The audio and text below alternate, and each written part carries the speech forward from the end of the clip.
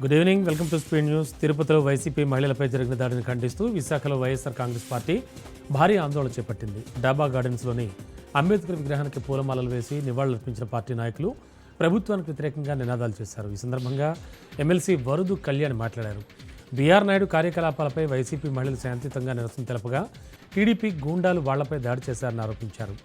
దాడి చేసిన వారిపై చర్యలు తీసుకోకుండా బాధిత మహిళపైనే కేసులు నమోదు చేయడం దుర్మార్గమన్నారు. టీటీడీ చైర్మన్ తక్షణం తొలగించాలని, బాధితులపై నమోదు చేసిన కేసులను వెంటనే ఎత్తివేయాలని ఆయన ప్రభుత్వాన్ని డిమాండ్ చేశారు.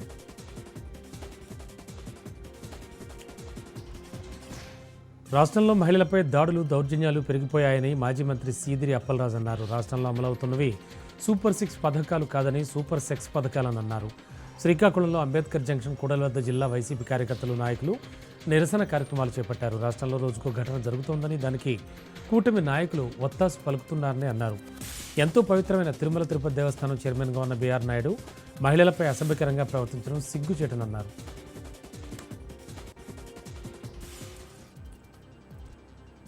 తిరుమలలో జరుగుతున్న వివాదాలపై రాజకీయ వేడి మరింత పెరిగింది. విజయనగరం జిల్లా బాలాజీ జంక్షన్లో డాక్టర్ బీఆర్ అంబేద్కర్ విగ్రహం వద్ద వైఎస్ఆర్ కాంగ్రెస్ పార్టీ ఆధ్వర్యంలో భారీ నిరసన కార్యక్రమం జరిగింది. జిల్లా పార్టీ అధ్యక్షుడు, జడ్పీ చైర్మన్ మజ్జి శ్రీనివాసరావు అలియాస్ చిన్న శ్రీను నేతృత్వంలో జరిగిన ఈ నిరసనలో నాయకులు, మహిళలు పెద్ద సంఖ్యలో పాల్గొన్నారు. తిరుమల వంటి పవిత్ర క్షేత్రంలో వివాదాస్పద వ్యక్తి కొనసాగడం భక్తుల మనోభావాలను దెబ్బతీస్తున్నాయని చిన్న శ్రీను ఆగ్రహం వ్యక్తం చేశారు.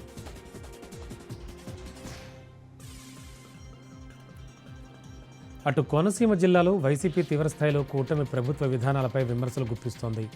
అమలాపురం సమీపంలో డాక్టర్ బీఆర్ అంబేద్కర్ విగ్రహం వద్ద వైసీపీ ఎమ్మెల్సీ తోట త్రిమూర్తులు నేతృత్వంలో నిర్వహించిన నిరసన కార్యక్రమంలో కూటమి ప్రభుత్వంపై ఘాటైన విమర్శలు చేశారు. తిరుపతి పుణ్యక్షేత్రం గౌరవాన్ని కాపాడాల్సిన బాధ్యత ఉన్న టీటీడీ చైర్మన్ బీఆర్ నాయుడు వివాదాస్పద వ్యవహారాల్లో చిక్కుకోవడం, మహిళలపై పోలీసుల దాడులు, తప్పుడు కేసుల నమోదు ప్రజాస్వామ్యానికి అవమానకరమని తోట త్రిమూర్తులు ఆగ్రహం వ్యక్తం చేశారు.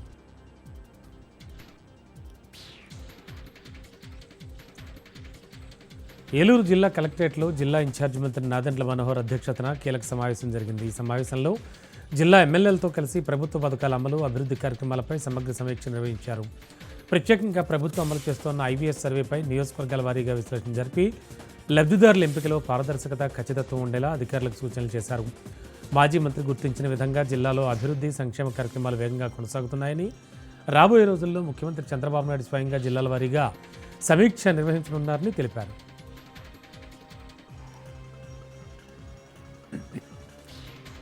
వ్యవసాయం దండగ అనే భావన ఉన్న పాలకులు రాష్ట్రంలో ఉన్నారని మాజీ మంత్రి సాకే శైలజానాథ్ విమర్శించారు. రాష్ట్రంలో రోజుకు సగటున 8 మంది రైతు కూలీలు ఆత్మహత్యలు చేసుకుంటున్నారని, 2024 ఎన్నికల్లో రైతులకు ఇచ్చిన ఏ హామీని అమలు చేయడం లేదన్నారు.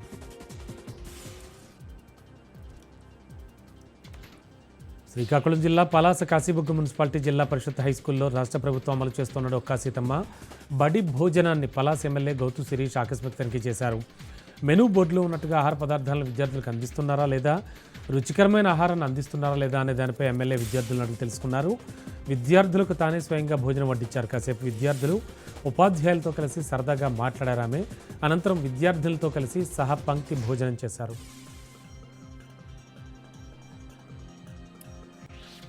రాష్ట్ర బడ్జెట్లో వృత్తిదారుల సంక్షేమానికి 25,000 కోట్లు కేటాయించాలని మాజీ ఎమ్మెల్సీ చెరుకుపల్లి సీతారాములు ప్రభుత్వానికి డిమాండ్ చేశారు. బడ్జెట్లో వృత్తిదారుల సంక్షేమానికి 25,000 కోట్ల రూపాయలు కేటాయించాలని కోరుతూ హైదరాబాద్ ఇందిరా పార్క్ వద్ద ధర్నా చౌక్ వద్ద రాష్ట్ర చేతి వృత్తిదారుల సమన్వయ కమిటీ ఆధ్వర్యంలో మహాధర్నా చేపట్టారు. ఈ మహాధర్నా కార్యక్రమానికి ముఖ్య అతిథిగా మాజీ ఎమ్మెల్సీ చెరుపల్లి సీతారాములు, చేతి వృత్తిదారుల సమన్వయ కమిటీ రాష్ట్ర కన్వీనర్ రమణ హాజరై మాట్లాడారు.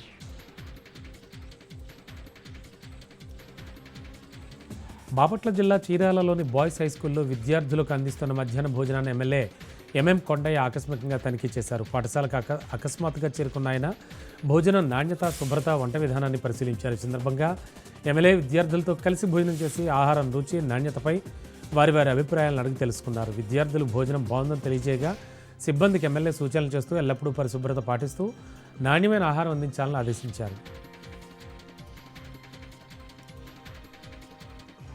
శ్రీ సత్యసాయి జిల్లా మడకసిరలో జరిగిన ఒక అనూహ్య ఘటన ఇప్పుడు చర్చనీయాంశమైంది. ఎమ్మెల్యే ఎంఎస్ రాజు తన బైక్పై ఉంచిన హెల్మెట్ పోయిందని గుర్తించి ఎలాంటి అధికారిక ప్రోటోకాల్ లేకుండా, ఎస్కార్ట్ కూడా లేకుండా ఒక సాధారణ పౌరులా మడకసిర పోలీస్ స్టేషన్కి వెళ్లి ఫిర్యాదు చేశారు. అక్కడ పోలీసులు తన హెల్మెట్ను వెంటనే వెనక్కి తెప్పించి ఎమ్మెల్యేను సంతృప్తిపరిచారు.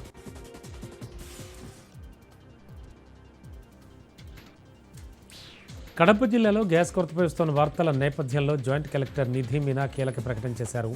జిల్లాలో గ్యాస్ సరఫరా సమస్యలు తలెత్తకుండా ప్రతి గ్యాస్ ఏజెన్సీకి ప్రత్యేక అధికారులను నియమించినట్లుగా తెలిపారు. మొత్తం 58 గ్యాస్ ఏజెన్సీలపై పర్యవేక్షణ కోసం ప్రత్యేక అధికారులు పనిచేస్తారని చెప్పారు. అదేవిధంగా జిల్లా స్థాయి, రెవెన్యూ డివిజన్ స్థాయిలో కంట్రోల్ రూమ్లు ఏర్పాటు చేసినట్లు వెల్లడించారు. ఎలాంటి సమస్యలు ఉన్నా ప్రజలు కంట్రోల్ రూమ్ను సంప్రదించాలని సూచించారు. గ్యాస్ కొరత ఉందన్న ప్రచారాలు నమ్మొద్దని, గృహ అవసరాలకు సరిపడా సిలిండర్ల సమయానికి సరఫరా చేస్తామని హామీ ఇచ్చారు.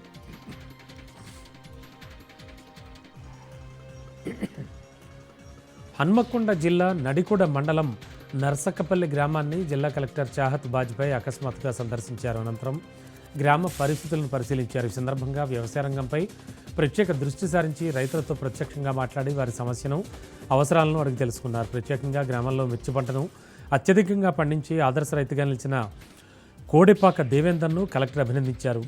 ఆయన కృషి, పట్టుదల, నూతన వ్యవసాయ పద్ధతులను ప్రశంసిస్తూ ఇతర రైతులకు కూడా ఆదర్శంగా నిలుస్తారని పేర్కొన్నారు.